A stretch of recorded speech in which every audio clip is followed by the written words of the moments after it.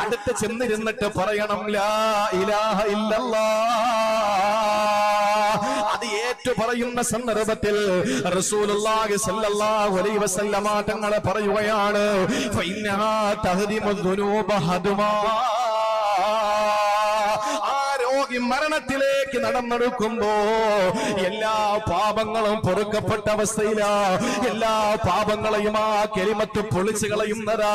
സഹോദരങ്ങളെ, തിരുനബി സല്ലല്ലാഹു അലൈഹി വസല്ലം ഇത് സഹാബത്തിനോട് പറയുമ്പോ സഹാബാക്കൾ എഴുന്നേറ്റ് ചോദിക്കുകയാണ്, ഒരാളും മരിക്കാൻ കിടക്കുമ്പോ അയാളോട് ലാ ഇലാഹ ഇല്ലല്ലാഹ് പറഞ്ഞു കൊടുത്താൽ അയാളുടെ പാപം മുഴുവനും കൊടിഞ്ഞു പോകുമെങ്കിൽ നബിയെ ഫൈന ഖാലഹാ ഫീ ഹയാതിഹി, അയാളെ ജീവിച്ചിരിക്കുമ്പോൾ അത് ചൊല്ലിയാലോ? അല്ലാഹുവിന്റെ റസൂൽ ആ സന്ദർഭത്തിൽ പറഞ്ഞത്